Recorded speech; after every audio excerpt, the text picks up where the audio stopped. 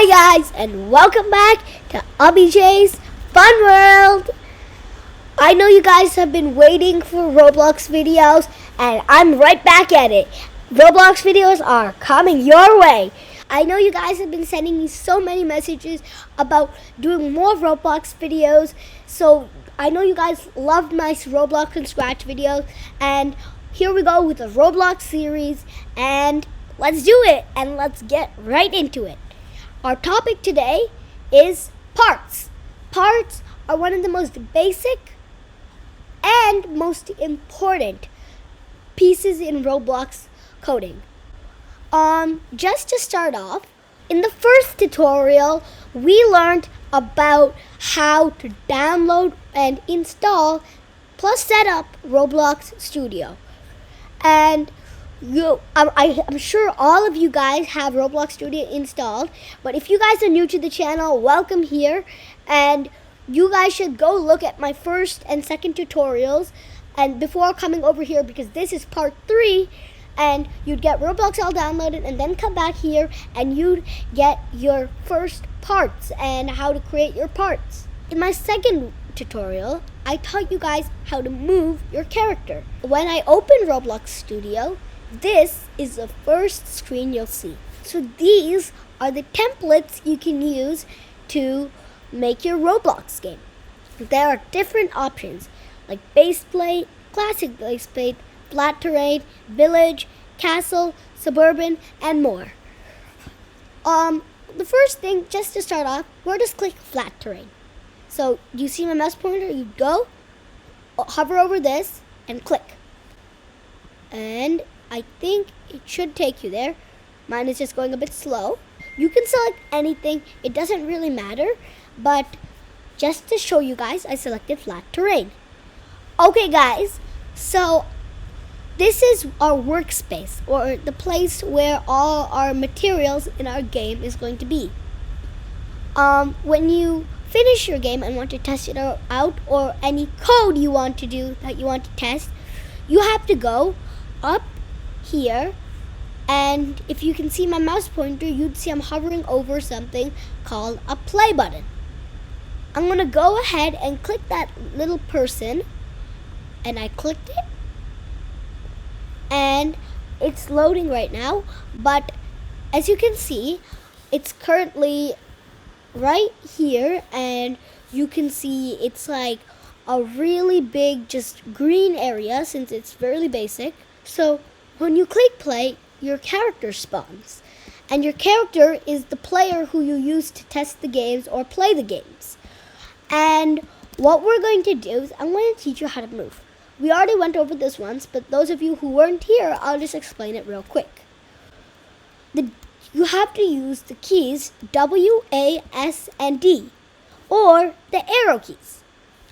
W is to move forward, S is to move back, B is to move to the right, and A is to move to the left. Also, the arrow keys work. Arrow keys, you can do the same thing, up, down, side, side. And that's how you really move in Roblox. So that's the basics of moving in Roblox. And if you're in a really intense game, playing really cool Roblox gaming, you'd have to move your keys really quickly, jump, and try winning the game. You guys must be wondering, how do you jump? Well, you know the space key toward the bottom of your keyboard? You click that, and you jump. Right? And you're jumping, and then you're moving. It's really cool. If you want to jump forward, you just click the forward button and the space key. Jump backward, you click the backward button and the space key. Same thing. Okay, let's get into the real video. My character is saying hi. He's really excited. Okay, let's stop this run by clicking the stop button up here. Okay, let's talk about a part. Parts are the building blocks in every Roblox game that help you create really detailed models to make it really challenging in the games. How do you create a part is the question. Well, if you go up here, you'll see a small 3-dimensional cube. right here, up toward the upper left corner. Right here, you see it says part. You'll click on the square, and there you go. It would spawn anywhere in your terrain. Let me get a flat terrain to clearly show you the parts. Okay, let me click File. If you click this and then you click New, if you messed up and you want to restart, you click New. When you click New, it would load. And now it's going to take me back to that home page, and I get to select base plate. Because it just came. How convenient. Instead of even clicking it, they know when you want to create a new one, you want to start from scratch. So we got the most modern one, the base plate. Okay, so let me show you how to create a part. There's a 3-dimensional cube up here toward the upper left corner. And as you can see, if you click on it, you get small brick looking or a cube. But maybe you want to use circles or a ramp, or maybe you want a cylinder. To change those options, you'd want to click that arrow right under part. So I'm going to go ahead and hit that arrow. There you go. You have 4 options. A cylinder, which is like this. And then you also have a sphere, which is a circle. It was right on top of the cylinder, right here. A sphere, which is a 3-dimensional circle. And lastly, a wedge, which is sort of like a ramp. So these are the 4 different options for parts. Using these parts and their properties, you can make all different kinds of games. Okay, if you guys want to make them bigger, wondering why it's so small, or maybe you want to see through them, or you want to jump on them and you just fall down. Maybe you don't like gray as your color for the part and you want to change it. Maybe you want to create it, make it bigger. That's how you can change the properties of your part. Let me show you. Before I show you other properties, I'll show you how to change the name of the part. So you go and you'll see this properties section right at the bottom. You can check, go down, and you'll find something called name. The default name is part. Let's say I want to name it the rectangle part. And there we go. It's called the rectangle part. And over here, you'll have the name as rectangle part. Okay, before I show you these, I'll keep those to later. I want to show you all the stuff in here. There's a lot of stuff, so we'll go over the main one. What we need to do is select a part. So we have to click on it. We can either click on it here in our workspace or click on it here in our Explorer. So let's just click on it in the workspace. I'm going to click on this rectangle, the rectangle part. It shows all different kinds of properties, which is really cool. And what you want to do is say you want to change its color. There is a property called color, and you click on that tiny square. And then it's going to show you a big color wheel. Over here, it's going to show you a color wheel. There's this small target arrow key, and you have to move it around to choose your color. I want blue, so I'm going to keep it in the blue area. And there we go, I got blue. And now I click OK. And look, it became blue. Ta-da! Okay, I'll show you another property, this time with the circle. So I'm going to click on it, and this one is really cool. Say you don't even want to see it or make it really, really not visible to see, like you can barely see it. There's a section called transparency. 1 means it completely disappears. So you have to use decimals. Maybe since you guys might be younger, you might not know what decimals are, but if you want to make it mildly transparent, there is a sliding bar. You can just change it like that, and look at this. It's really cool.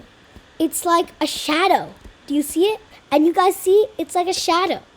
And you guys see me zooming in all the time. All you need to do is use the same W, A, S, and D keys or the arrow keys. Same thing. You guys are making a game and you want to make a big wall or a huge block. So you need to make it bigger. So say, let's click on the blue block. Oops. So I clicked on the blue block. So if you guys want to change the size, what you need to do, you'll have to click the object and then hit the button called scale. There we go. And you'll get a bunch of circles around it or buttons. So what you need to do is if you click the green button, the object would make it really tall. But if you click the red button, it would become really, really wide. And the blue button would make it long. Look at that! You can move on these dots so it increases in different directions. And look, I've got myself a pretty solid block. It's fascinating, right? And say I want this to be turned in an angle or like diagonally. Then it's all up to the rotate button. So you click the button called rotate and then it will show you these circles. These circles will choose how you want your angles of your object to be. They can be in any way you want. Say you want it to be like this, and then you want it to be like this, so it's like an obstacle. And this would be a really amazing thing to put in one of your games.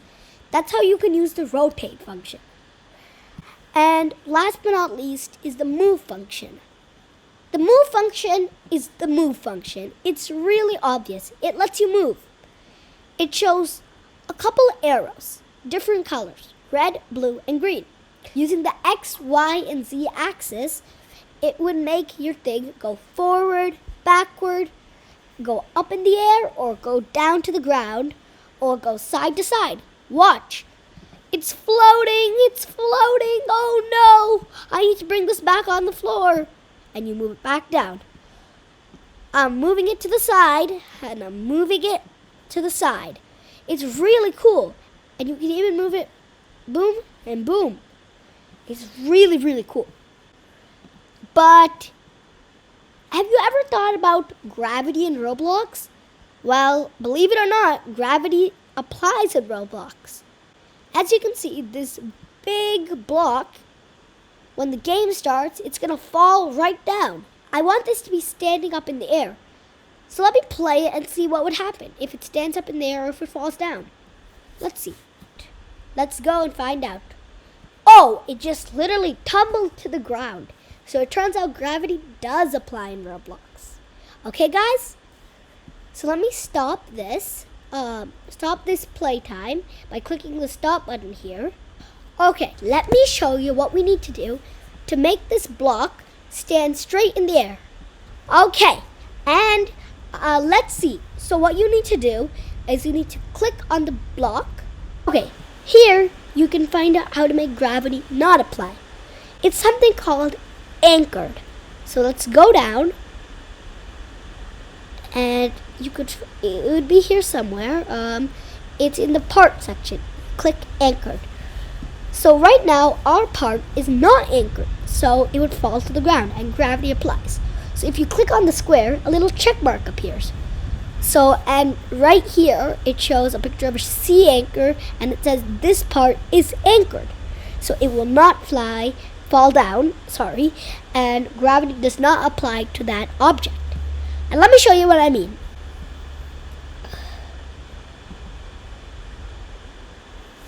Okay guys, here we are, and as you can see, our object is still floating in the air. Woohoo!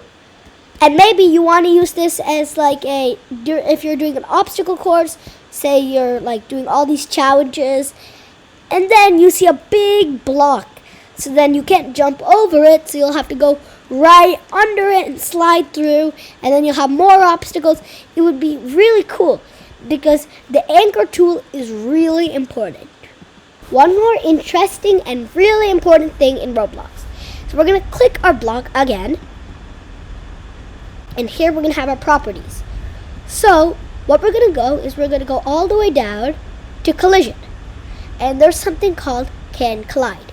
What that means is say you have like a plank and you're walking on it.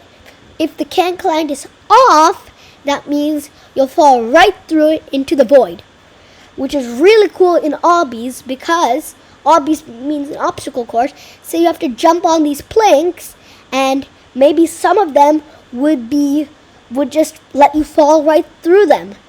Make it a really hard obstacle, right? So I'll turn this off and I'll show you what I mean. So can collide is off.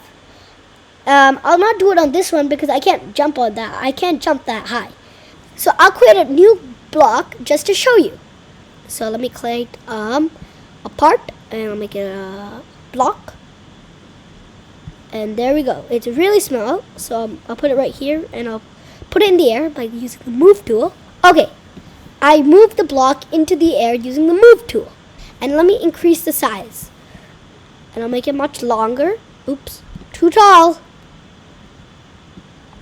Right there. Perfect. And I also need to anchor this one so gravity applies, right? We gotta anchor it. So where does it say anchor? Here.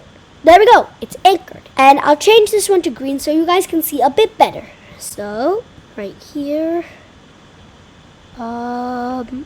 Right here. Color. And I'll put it as green. There we go. And I'll click OK. There we go. It's a bright green. And I'll show you what I mean. By default, you can jump on a plank and not fall through it. But there is a section, which I showed you, called can collide. So the default behavior happens when you jump on an object and can collide is on. So let me show you what I mean. For this cylinder, I jumped on it. I don't fall right through it. I'm standing right on top of it. While on the other hand, this is can collide on, the cylinder. On the other hand, can collide off is on this thing. I can literally jump, I can literally jump from the bottom right in it. Like that, literally. It's really cool. And say you're in an obby and you need to walk on this plank and you fall right through it. And boom, into the void, and you'd have to restart all over again. Okay. And that's really a basic intro about parts. Well, parts are really important. I know you guys understand that. And I'll be back with more coding videos on Roblox. So more Roblox videos are coming your way. Okay, guys, have fun coding. Keep coding forever. Okay, guys, see you next time. Adios.